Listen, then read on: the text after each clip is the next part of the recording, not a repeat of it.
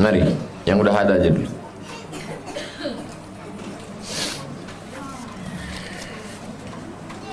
Kapan batas waktu sholat duha? Kalau azan zuhurnya 12.18, 15 menit. Tak boleh sholat 3 waktu. Pertama, matahari terbit. Kedua, matahari tergelincir. Ketiga, matahari tenggelam. Karena 3 waktu itu dipakai orang jahiliyah menyembah Lata, Uzza, Manat, Hubal, Jibti, Taghut, Naham, berhala, hantu, setan.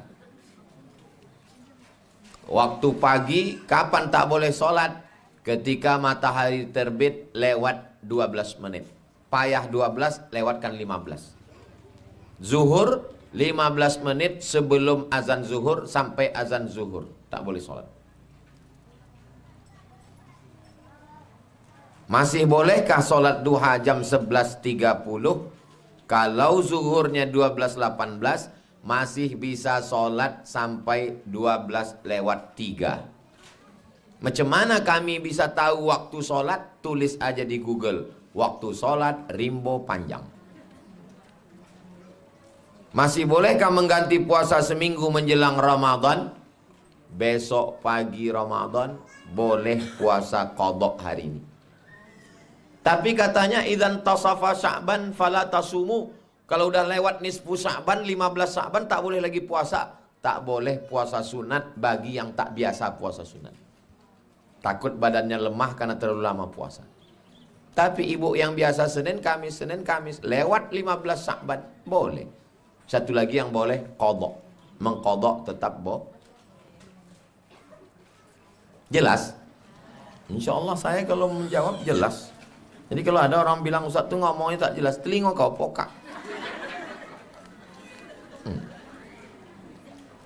Ada orang tua tak mengizinkan anaknya nikah dengan orang yang bekerja serabutan dan tak punya gelar. Bagaimana menanggapi orang tua seperti ini Ustaz? Jika si anak melanjutkan nikah dengan laki tersebut, apakah si anak bisa dikategorikan anak durhaka? Kawan saya kenal sama cewek melalui chatting. Hai, adik di mana? Akhirnya berjumpa di Jakarta. Sampai di Jakarta bertamulah ke rumah perempuan tadi. Majulah dia jadi imam. Bismillahirrahmanirrahim.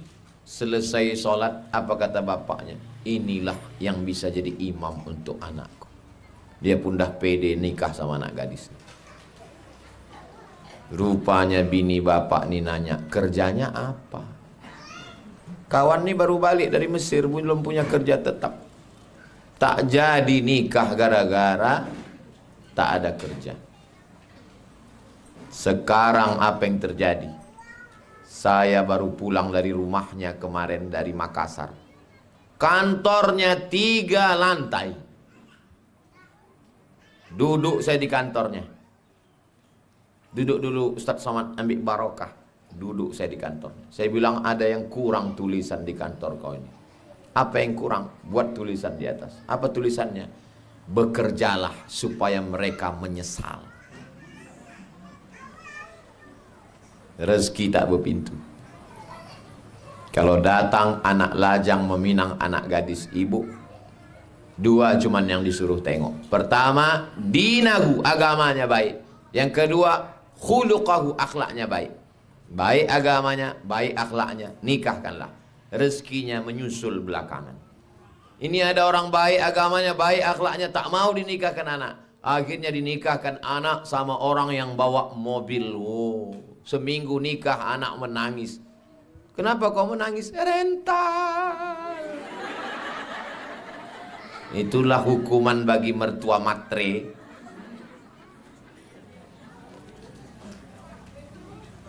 Aku kalau datang orang meminang anak gadisku, yang kutanya cuma 2, Bu.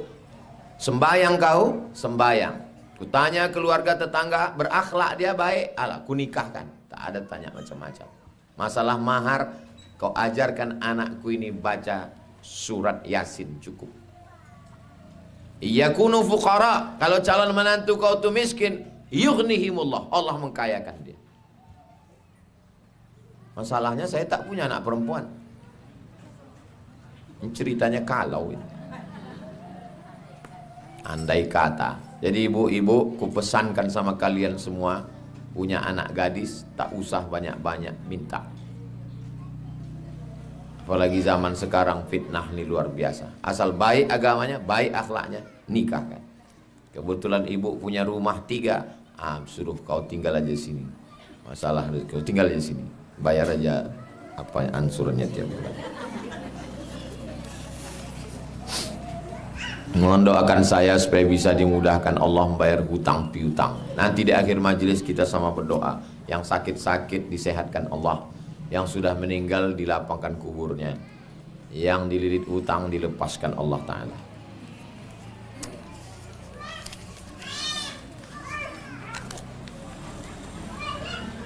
Suami saya sudah lama tak kerja. Dia sudah kesana kemari, belum ada panggilan. Selama ini saya membiayai semuanya. Apa yang harus saya lakukan sebagai istri Pak Ustadz? Ikhlas. Karena mengamuk pun duit udah habis juga. Ikhlas. Macam mana biar supaya ikhlas Pak Ustadz? Banyak beribadah. Kalau kita beribadah, Allah menorong. Kalau kita merepet, setan masuk. Lama-lama capek. Capek aku Pak Ustadz. Banyak ibadah, solat duha, solat tahajud, berzikir, tak ada yang sulit bagi Allah. Innama amruhu iza arada syai'an ayakula lahu kun fayakun. Falyabudu rabb hadzal bait. Banyak-banyak beribadah. Orang yang banyak beribadah, 2 janji Allah. At'amahum min ju'. Kalau kau lapar dikasihnya makan. Wa amanahum min khauf. Kalau takut dikasihnya aman. Rupanya kalau kita mengamuk selesai masalah. Enggak. Kalau bisalah mengamuk selesai masalah, kita buat aja hari mengamuk nasional. Banyak-banyak beribadah. Ikhlas. Aku bang, walaupun kau belum kerja, aku ikhlas duitku ni kau pakai. Tapi nanti kalau kau udah kerja, tolonglah kau ganti pula.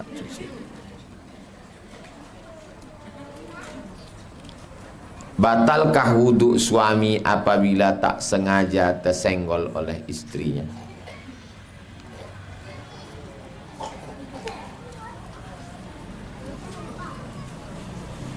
Laki-laki, perempuan, suami istri menurut mazhab Maliki tidak batal kalau tak bernafsu. Menurut mazhab Hanafi, walaupun bernafsu tak batal. Karena makna aula mastumun nisa bukan menyentuh kulit. Maaf, berhubungan kelamin baru batal. Mazhab Hanafi tak batal. Mazhab Maliki batal kalau bernafsu. Mazhab Syafi'i bernafsu tak bernafsu batal. Kawan saya Muhammadiyah mau berangkat dari rumah berwudu, mau berangkat disalaminya bininya, cuk. Habis itu sampai kantor sholat duha dia. Kau kenapa tak wudu? Muhammadiyah pakai majelis tarjih, mentarjihkan kalau tak bernafsu tak batal. Mazhab Maliki dipakai. Saya Perti, mazhab Syafi'i. Bernafsu tak bernafsu batal. Asal udah bersentuhan sama ustazah mau mengendong sami, kena tangan, batal. Maka saya tetap ulang wudhu balik. Mau disenggolnya tetap batal.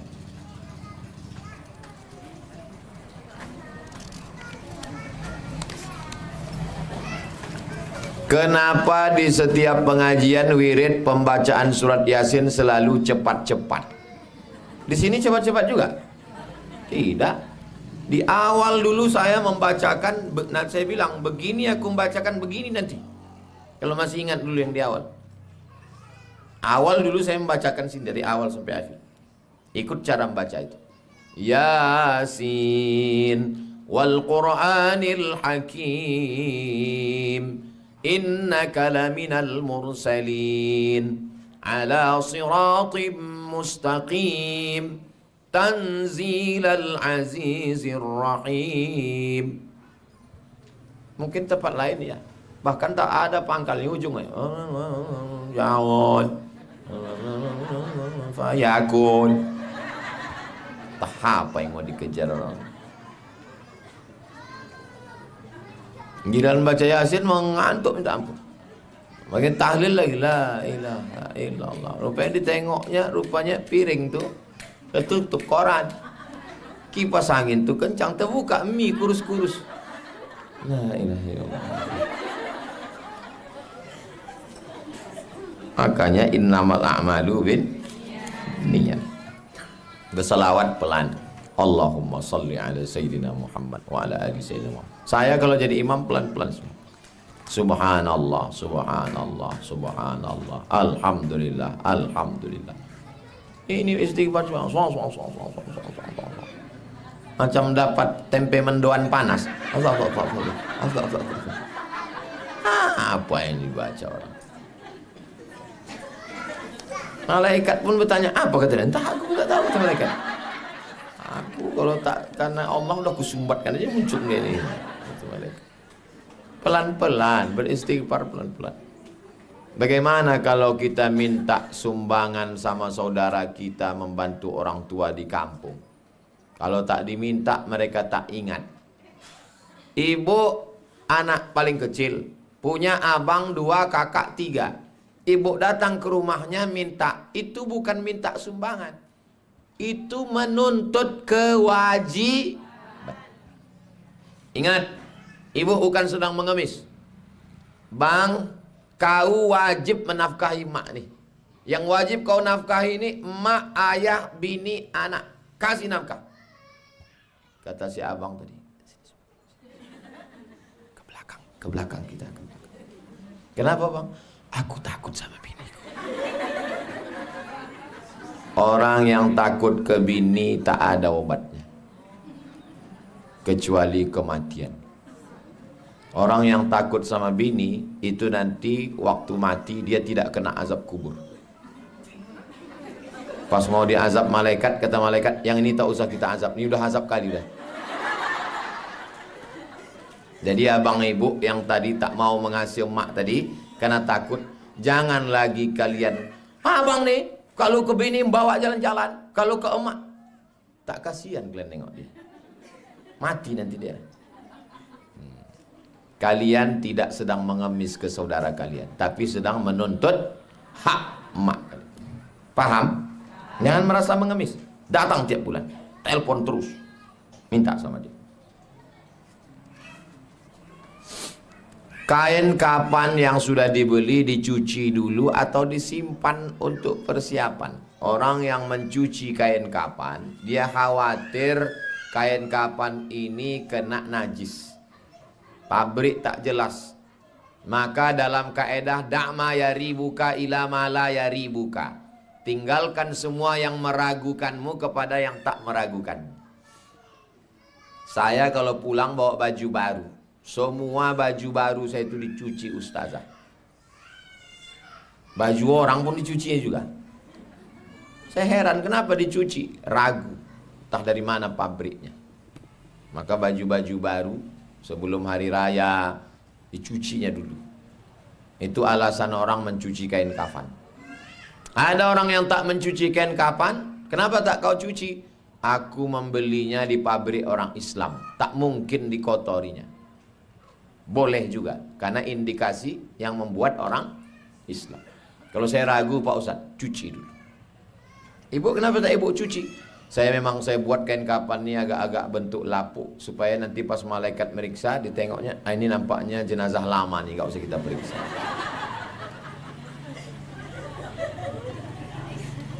Mana pula bisa diakal-akali malaikat? Kalau malaikat maut bisa diakali, orang yang operasi plastik tak mati-mati dah. Pas mau dicabutnya, bayi ini kata dia. Dicabutnya, bayi. Rupanya muka bayi, tangan berkerut. Saya sudah 2 tahun ini jadi pemberi nafkah tulang punggung karena suami belum dapat kerja. Apakah saya termasuk tangan di atas?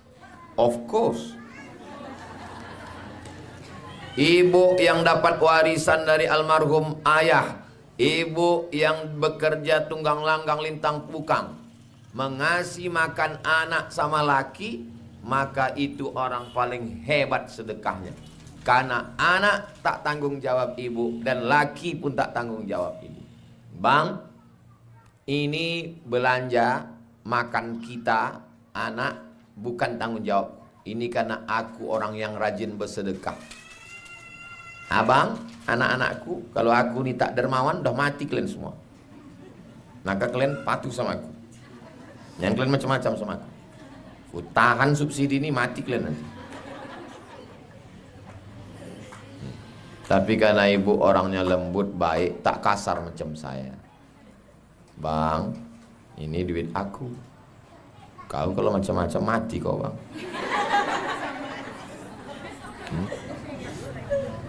Apa yang bisa ibu lakukan? Ibu ikhlas berdoa sama Allah, mudah-mudahan dikasih Allah bapak itu kerja.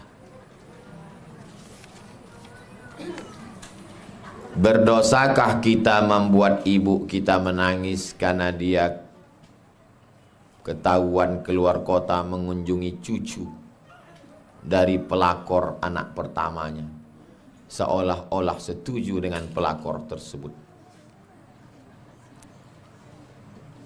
Sungguh payah membaca kitab nih, lebih payah lagi memahami. Tunggu sebentar ya. Jadi ibu ini punya anak. Anaknya ini nikah, punya anak cucu. Lalu kemudian anaknya ini berselingkuh sama pelakor. Lalu si ibu ini mengunjungi si cucunya dari pelakor tadi. Lalu kemudian marah.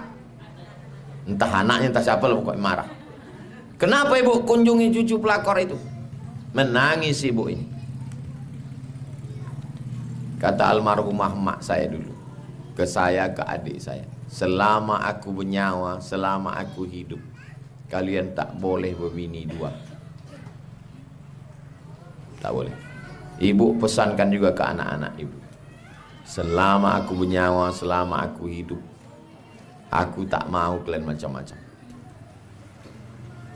Jangan anak tu salah malah dikunjungi, lalu si anak tu merasa perbuatannya benar. Pembenaran.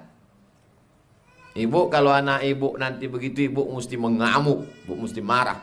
Jangan kau macam-macam. Kabarnya kau sekarang udah ada hubungan sama pelakor. Iya mak, ini sambal belacan udah aku siapkan.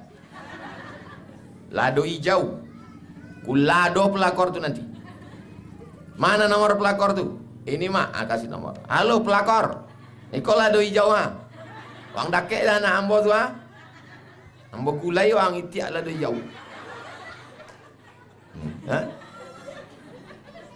Bukan malah dikunjungi pula perbuatan anak yang tak betul. Si anak pun merasa, oh berarti aku tak salah.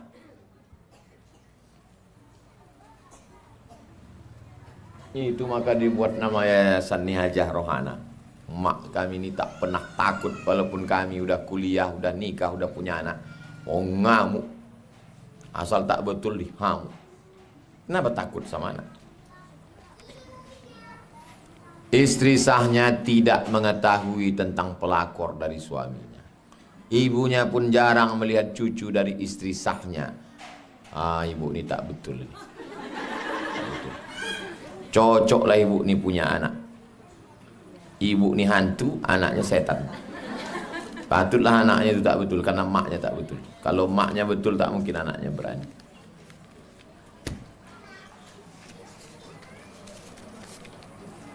Bagaimana sikap kita menghadapi suami karena kecurigaan kita kepada suami tentang mak, tak ada titiknya ini. Tak usah menarik nafas kita dulu. Bagaimana menghadapi suami karena kecurigaan kita kepada suami tentang perselingkuhan atas isu yang dia dengar, sehingga sering kelahi dalam jangan makan isu. Ibu, saya sarankan jangan termakan isu. Makanlah nasi. Jangan makan isu. Kalau ada orang mengadu, laki kau berselingkuh, ada kau nampak? Tidak. Tolong rekamkan. Di hotel ini, carikan rekaman CCTV. Setelah dapat bukti, duduk dia, kumpul. Ini laki, ibu bawa wali ibu. Wali ibu 6. Ayah, atuk, abang, adik, abang ayah, adik ayah. Kalau orang Minangkabau ditambah lagi nenek mama, datuk. Kumpul semua, backing ibu kanan. Wali kanan, nenek mama kiri, duduk. Judul laki 1. Kau kabarnya selingkuh. Enggak ada, mana ada. Nih, rekaman kau check in. Dari mana kau dapat? Bukan urusan kau. Mau dibawa kemana hubungan ini? Karena kalau ibu hanya isu, dia membantah tak selesai. Paham?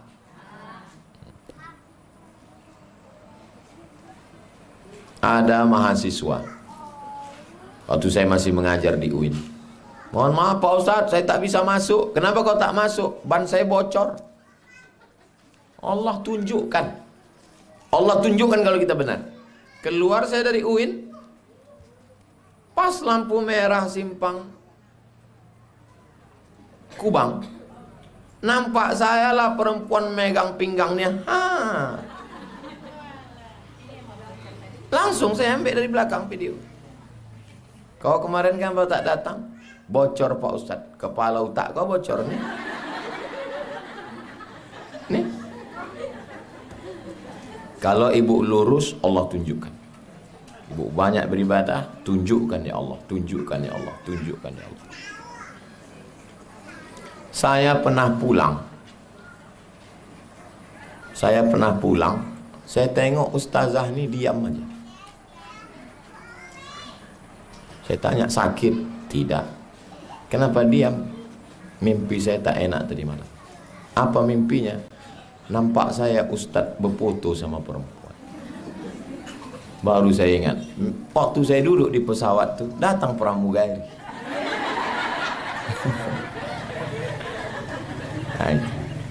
Kalau yang pergi sama saya Ustaz Endri, biasanya diusirnya itu. Jangan. Orang ni yang ini tak berani usir pramugari. Kalau Ustaz Endri berani. Oh tuh. Jadi kalau ibu lurus ditunjukkan Allah. Apalah salah pramugari berfoto kan?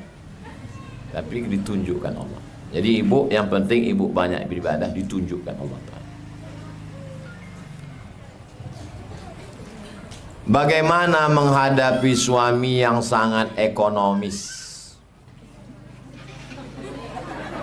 Saya mau bekerja tapi tak diizinkan karena alasannya anak masih kecil, sementara saya banyak kebutuhan. Jadi musyawarahlah baik-baik. Wa amruhum syura bainahum. Bang, kebutuhan kita 5 juta. Kau mengasih cuman 1,5 juta. Pampers anak lagi. Tak mungkin anak ini minum teh manis.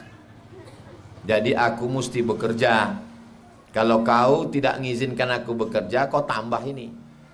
Kalau kau tak sanggup, ini kita tak makan. Jadi dimusyawarahkan. Jangan ibu mengamuk. Mengamuk tidak menyelesaikan masalah. Mengamuk, ambil keputusan diri bekerja. Dia pun merasa tersinggung karena ibu sudah ambil keputusan. Akhirnya kacau balau, berkelahi. Tak selesai masalah. Musyawarah. Kalau putus berdua. Tak putus berdua, libatkan orang lain. Bisa Ustadz kami libatkan? Jangan. Itulah kaji kita petang. Di akhir majlis mari kita sama berdoa kepada Allah. Mudah-mudahan Allah berikan kita husnul khatimah, anak-anak soleh dan solihah, dibukakan Allah pintu rezeki kebaikan. Ala hazihin niyah, untuk niat yang baik-baik ini. Al-Fatihah. A'udzubillahi minasyaitonir rajim. Bismillahirrahmanirrahim. Alhamdulillahi rabbil alamin. Ar-Rahmanir Rahim. Maliki yaumiddin. Iyyaka na'budu wa iyyaka nasta'in. Ihdinas siratal mustaqim. siratal ladzina an'amta 'alaihim ghairil maghdubi 'alaihim waladdallin. Amin. La tada' lana dzamban illa ghafartah. Ampunkan segala dosa-dosa kami ya Allah. Wala maridan illa syafaitah. Saudara kami yang sakit, angkat penyakitnya, sehatkan ya Allah. Wala mayyitan illa rahimtah. Yang meninggal dunia, lapangkan kuburnya ya Allah. Rabbana hab lana minas shalihin. Jadikan anak kami anak-anak yang soleh dan solehah. Allahumma arinal haqqa haqqa warzuqna ittiba'ah. Tunjukkan kami yang benar itu benar, berikan kami kekuatan untuk mengikutinya. Wa arinal batila batila warzuqna ijtinabah. Tunjukkan pada kami yang batil itu salah, berikan kami kekuatan untuk menjauhinya. Allahumma anzilir rahmata wassalamata wal barakata ala hadhil jamaah. Turunkan keselamatan, kerahmatan, keberkahan kepada seluruh jamaah ini ya Allah. Iftah lana abwabal khair wa abwabal ni'mah wa abwabal barakah. Bukakan untuk kami pintu-pintu kebaikan, pintu-pintu nikmat, pintu-pintu barakah. Allahumma khtim lana bi husnil khatimah wa la takhtim alaina bi su'il khatimah. Rabbana atina fid dunya hasanah wa fil akhirati hasanah wa qina adzabannar. Wa sallallahu ala sayyidina Muhammad wa ala alihi washabbihi wasallam walhamdulillahi rabbil alamin. Taqabbalallahu minkum minna wa minkum taqabbal ya karim. Terima kasih segala perhatian. Mohon maaf segala kesilapan dan kekhilapan. Sudah jam 6:10. Ibu-ibu kembali siap persiapan untuk sholat maghrib. Aku qouli hadza subhanakallahumma wa bihamdika asyhadu an la ilaha illa anta astaghfiruka wa atubu ilaik. Wassalamualaikum warahmatullahi wabarakatuh.